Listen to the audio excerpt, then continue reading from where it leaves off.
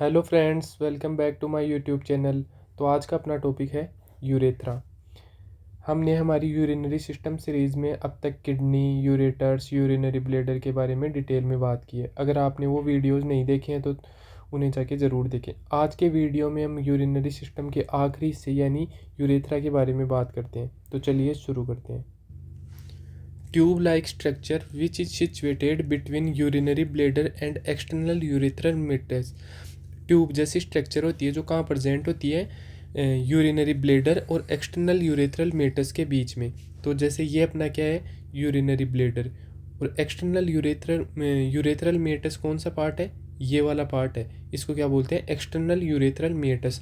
तो ये जो ट्यूब जैसी स्ट्रक्चर प्रेजेंट है किसके बीच में, यूरिनरी ब्लैडर और एक्सटर्नल यूरेथ्रल मेटस के बीच में, इसको बोलते हैं क्या, यूरेथ्रा। अब ये नंबर में कितना होता है यूरेथ्रा, 1 इन नंबर कितना होता है, नंबर में एक ही होता है। Developed by endoderm. तो जैसे कि अपने को पता है कि रिनल सिस्टम के सारे पार्ट्स ही किससे बने होते हैं, एंडोडर्म से, एक्सेप्ट किडनी। अपनी दोनों किडनियों के अलावा पूरा रिनल सिस्टम किससे बना हुआ है, एंडोडर्म से। किडनियाँ किससे बनी हुई है, मीजोडर्म से। With carry urine from urinary bladder to out of body. अब यूरेथ्रा का काम क्या है कि यूरिन को यूरिनरी ब्लैडर से बाहर निकालने का काम है। ये यहाँ से बाहर रिलीज करवाता है, कौन, यूरेथ्रा। तो यूरेथ्रा का क्या काम है, यूरिन को ब्लैडर से बाहर निकालने का। अब बात करते हैं फीमेल यूरेथ्रा की। ओनली यूरिनरी फंक्शन, इसका मतलब क्या है कि फीमेल यूरेथ्रा सिर्फ यूरिन निकालने के काम में आता है, यूरिनरी फंक्शन के काम में आता है। इसके अलावा रिप्रोडक्शन में फीमेल यूरेथ्रा का कोई भी रोल नहीं होता, या फिर सेक्सुअल इंटरकोर्स में यूरेथ्रा का कोई भी रोल नहीं होता। सेक्सुअल इंटरकोर्स में या रिप्रोडक्शन में किसका रोल होता है, वेजाइना का, ना कि यूरेथ्रा का। अब फीमेल में साइज की बात करें, लेंथ की बात करें कि फीमेल यूरेथ्रा की लेंथ कितनी होती है, तो इसकी लेंथ कितनी होती है, 3 to 4 सेंटीमीटर्स इसकी लेंथ होती है। In females more chance of UTI due to short urethral length and urethral opening proximal to anal opening. Females में क्या होता है कि यूटीआई के चांस मेल से ज़्यादा होते हैं। क्यों, क्योंकि short urethral length, urethra females के अंदर शॉर्ट होता है as compare to males. Urethra females में कितना होता है, 3 to 4 सेंटीमीटर का, और मेल में कितना होता है, 20 to 25 सेंटीमीटर साइज होती है मेल के अंदर। इसलिए यूटीआई का चांस ज़्यादा किस में होता है, फीमेल्स में। और दूसरा रीज़न क्या है, urethral openings proximal to anal opening. इसका क्या मतलब है, एनल ओपनिंग और यूरेथ्रल ओपनिंग में डिस्टेंस कम होती है, मतलब दोनों ओपनिंग्स पास पास में होती है। अब यूटीआई में जो बैक्टीरिया होता है, वैसे तो हज़ारों टाइप के होते हैं, लेकिन 90% जो माइक्रो ऑर्गेनिज्म जिम्मेदार होता है यूटीआई कोज करने में, वो कौन सा है, इकोलाई। इकोलाई 90% रोल इसका ही होता है यूटीआई कोज करने में। इकोलाई ऐसा बैक्टीरिया है जो कहाँ पाया जाता है, अपनी लार्ज इंटेस्टाइन में या फिर गट में, इसलिए इसको बोलते हैं गट फ्लोरा। इसलिए इसको क्या बोलते हैं, गट फ्लोरा। जब तक ये इकोलाई अपने लार्ज इंटेस्टाइन में रहता है तब तक अपने कोई भी नुकसान नहीं पहुंचाता, उल्टा अपनी हेल्प और करता है। हमारे लिए क्या बनाता है, विटामिन के बनाता है, विटामिन के की फॉर्मेशन को करता है कौन, इकोलाई। तो ऐसे बैक्टीरियाज जो हमारी बॉडी में पाए जाते हैं और हमारी हेल्प करते हैं, उन बैक्टीरिया को क्या बोला जाता है, उनको बोलते हैं प्रोबायोटिक्स। इनको गुड बैक्टीरिया भी बोल सकते हैं। तो इकोलाई हमारे लिए क्या है, एक प्रोबायोटिक्स है। और जब तक ये लार्ज इंटेस्टाइन में है तब तक हमारे कोई भी नुकसान नहीं करता। अगर ये लार्ज इंटेस्टाइन से स्मॉल इंटेस्टाइन में चला जाए तो एंट्राइटिस कर देता है, या स्टमच में चला जाए तो गैस्ट्राइटिस कर देता है। और फिकल कंटेंट, या फिर बाहर निकल जाए फिकल कंटेंट के साथ, तो यूरिनरी ट्रैक्ट में चला जाए, तो यूरिनरी ट्रैक्ट में घुस के क्या कोज कर देता है, यूटीआई। तो 90% यूटीआई केसेस में कौन जिम्मेदार है, इकोलाई। और इसका बाहर निकलने का रास्ता कहाँ से है, anal opening, anal opening. In females more chance of incontinence due to less developed external developed sphincters. Females में क्या होता है कि दो स्पिंक्टर्स होते हैं, या ये वाला तो इंटरनल स्पिंक्टर होता है। यहाँ पे आता है एक एक्सटर्नल स्पिंक्टर जो अपने कंट्रोल में होता है, जो स्केलेटल मसल से बना हुआ होता है, जिसको अपन कंट्रोल कर सकते हैं, वॉलेंट्री कंट्रोल में होता है वो। तो फीमेल्स के अंदर ये लेस डेवलप्ड रहता है, तो इनमें इनकॉन्टिनेंस मतलब यूरिन धीरे धीरे धीरे धीरे, अगर ये कंट्रोल करने की इनकी क्षमता कम रहती है, धीरे धीरे बाहर गिरने लग जाता है, बूंद बूंद की, जैसे बूंद बूंद सिंचाई होने लग जाती है। क्यों? क्योंकि ये जो एक्सटर्नल स्पिंक्टर है ये लेस डेवलप्ड होता है फीमेल्स में as compare to mails.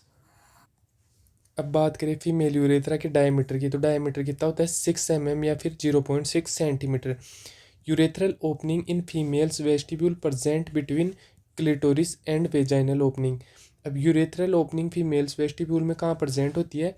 Clitoris और वेजाइनल ओपनिंग के बीचों बीच में प्रेजेंट होती है यूरेथ्रल ओपनिंग। अब फीमेल यूरेथ्रा के सराउंडिंग कुछ ग्लैंड्स पाई जाती हैं। ये रही कुछ ग्लैंड्स है, जैसे ये 4 ग्लैंड्स हैं। इन ग्लैंड्स को बोला जाता है पेरा यूरेथ्रल ग्लैंड या फिर स्किनिस ग्लैंड। ये ग्लैंड्स जो हैं ये मेल के प्रोस्टेट ग्लैंड की होमोलोगस होती है। तो ये ग्लैंड्स क्या करती हैं? ड्यूरिंग सेक्सुअल इंटरकोर्स एक फ्लूइड रिलीज करवाती हैं। वो फ्लूइड यहाँ पर मॉइस्चर डेवलप करता है और साथ ही साथ लुब्रिकेंट की तरह काम करता है, या फिर फ्रिक्शन कम करने में हेल्प करता है। तो स्किनीस ग्लैंड या फिर पेरायूरेथ्रल ग्लैंड किस काम में आती है? मॉइस्चर करवाती है सेक्सुअल इंटरकोर्स के टाइम पे।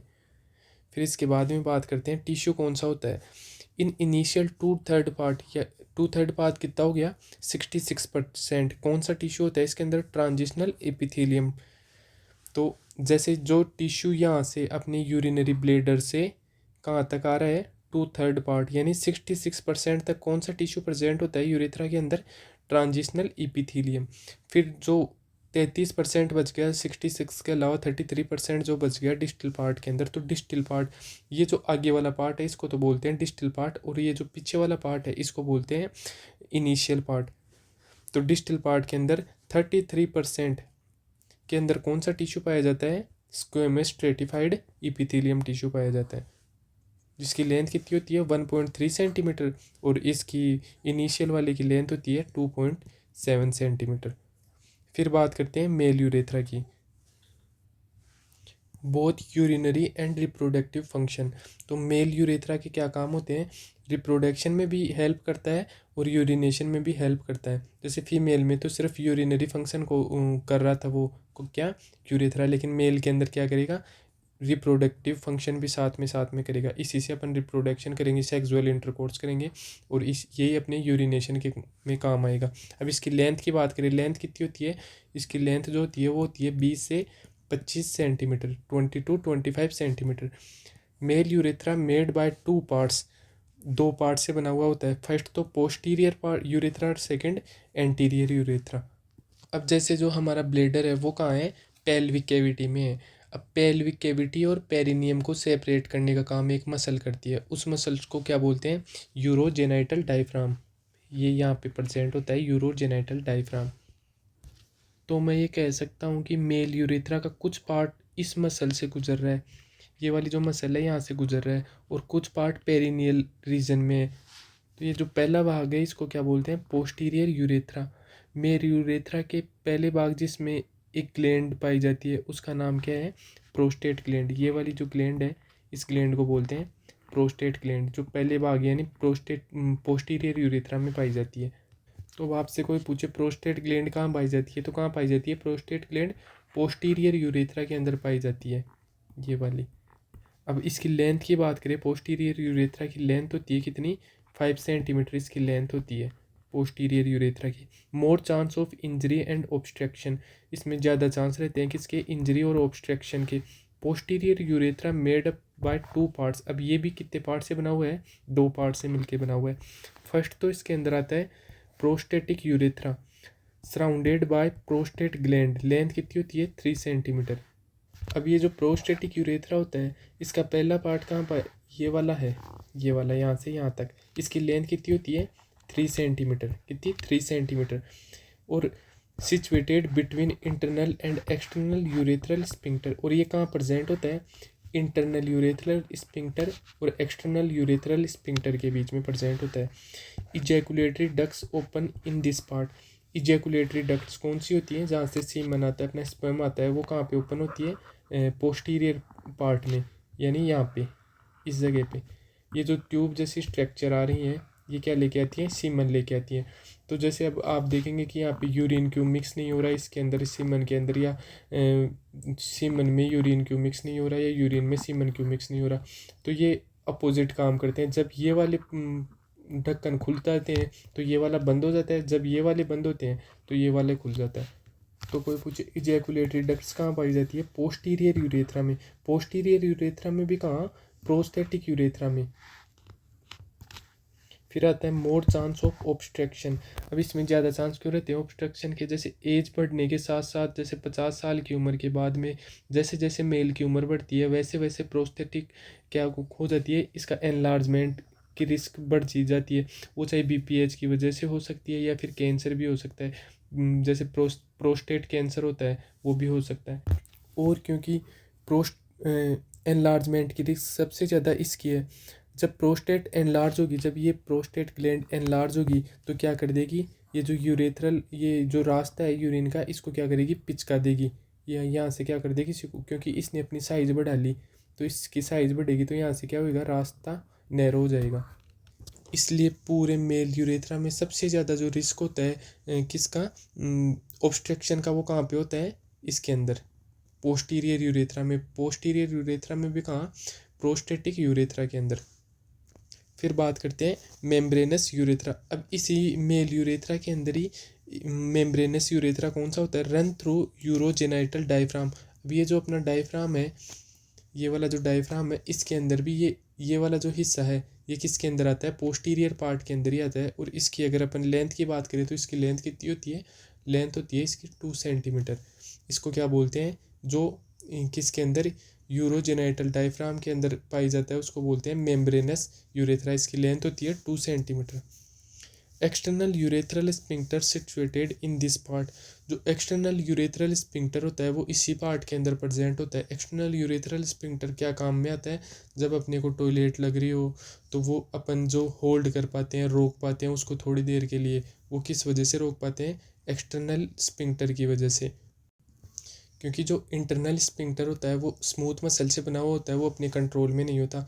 ये वाला जो एक्सटर्नल यूरेथ्रल स्पिंक्टर होता है वो बना होता है स्केलेटल मसल से, तो ये अपने कंट्रोल में होता है, वॉलंटरी एक्शन होता है इसका। फिर बात करें मोर चांस ऑफ इंजरी, इसके अंदर इंजरी के ज़्यादा चांसेस रहते हैं। इंजरी के ज़्यादा चांसेस कैसे रहते हैं, जब भी हम हॉर्स राइड कर रहे हों, साइकिलिंग कर रहे हों या बाइक राइड कर रहे हों, या हम अपनी पेरिनियल रीजन के थ्रू किसी हार्ड सरफेस पर टकराएं, तो ये वाली मसल्स, ये वाली जो मसल्स है ये सीधा कांटेक्ट में आती है, इसलिए इस वाले पार्ट के अंदर इंजरी के चांस सबसे ज़्यादा रहते हैं। फिर बात करते हैं एंटीरियर पार्ट, एंटीरियर यूरेथ्रा की। ये वाला जो पार्ट है इसको बोलते हैं एंटीरियर यूरेथ्रा। इसी को क्या बोलते हैं, स्पंजी यूरेथ्रा, और इसी को क्या बोलते हैं, कैवर्नस यूरेथ्रा। कैवर्नस का मतलब क्या होता है, स्पंजी मतलब होता है। जैसे इसकी लेंथ कितनी होती है, 15 से 20 सेंटीमीटर। इसकी लेंथ की अगर बात करें तो इसकी लेंथ होती है 15 से 20 सेंटीमीटर इसकी लेंथ होती है। Made up by 2 parts, proximal bulbar urethra. ये 2 पार्ट से बना होता है, जो प्रोक्सिमल पार्ट होता है उसको बोलते हैं बल्बर यूरेथ्रा। तो ये भी 2 पार्ट से बना हुआ होता है। जो प्रोक्सिमल पार्ट है, प्रोक्सिमल पार्ट को तो बोलते हैं बल्बर यूरेथ्रा, और जो नीचे वाला पार्ट है, डिस्टल पार्ट है, उसको क्या बोलते हैं, पेनाइल यूरेथ्रा या फिर पेनिस। अब इसकी लेंथ की बात करें तो लेंथ कितनी होती है, बल्बर यूरेथ्रा की लेंथ होती है 2 से 3 centimetre. Surrounded by bulbo urethral gland. अब ये किससे सराउंडेड रहता है, बल्बो यूरेथ्रल ग्लैंड से सराउंडेड रहता है। या फिर इसको क्या बोलते हैं, बल्बो यूरेथ्रल ग्लैंड को Cowper's gland, which is responsible for pre ejection. अब प्री इजेक्शन का मतलब क्या है, जैसे कोपर्स ग्लैंड किस लिए रिस्पॉन्सिबल होती है, प्री इजेक्शन। अब जैसे फीमेल की वेजाइना का जो पीएच होता है वो क्या होता है, एसिडिक होता है। कैसा होता है, एसिडिक। अगर उस एसिडिक नेचर के अंदर सीधा ही अपना स्पर्म जाएगा, सीमन जाएगा, तो उसकी क्या हो जाएगी, डेथ हो जाएगी। अगर वो एसिडिक नेचर रहेगा, जहाँ पे एनवायरनमेंट उसको एसिडिक मिलेगा, तो स्पर्म की डेथ हो जाएगी। तो ये प्रोक्सिमल या फिर बल्बर यूरेथ्रा से एक ये जो कोपर्स ग्लैंड है यहाँ से एक फ्लूइड निकलता है, जो क्या करता है, सीमन से जस्ट पहले, जब भी अपना स्पर्म निकलता है उससे जस्ट पहले निकल के क्या करता है, वेजाइना का नेचर जो कैसा करता है, उसका एनवायरनमेंट कैसा बनाता है, एल्कलाइन बनाता है। तो जब भी स्पर्म आएगा उसके लिए उसकी वॉल्स पे कैसा इन्वायरमेंट कर देगा, कैसा सराउंडिंग कर देगा उसकी एल्कलाइन, जिससे क्या होगा, स्पर्म की डेथ नहीं होगी। तो कोपर्स ग्लैंड क्या करती है, एक फ्लूइड रिलीज करवाती है जो अपने रिप्रोडक्शन में हेल्प करता है, जो वेजाइना की पीएच को एसिडिक से एल्कलाइन बनाने में हेल्प करता है। और ये कब रिलीज करता है, इजेक्शन से जस्ट पहले, इसलिए इसका क्या नाम है, प्री इजेक्शन। मतलब प्री का मतलब पहले, इजेक्शन का मतलब इजेक्शन से पहले, मतलब इजेक्शन से स्पर्म के आने से जस्ट पहले ये वेजाइना में जाके वहाँ का इन्वायरमेंट कैसा कर देता है, एल्कलाइन कर देता है। तो इसके बाद जो भी स्पर्म वेजाइना में जाएगा उनको कैसा नेचर मिलेगा, एल्कलाइन नेचर मिलेगा। फिर प्रोक्सिमल बल्बर यूरेथ्रा के बाद बात करते हैं डिस्टल पेनाइल यूरेथ्रा की। इसकी लेंथ कितनी होती है, इसकी लेंथ होती है 13 to 17 सेंटीमीटर,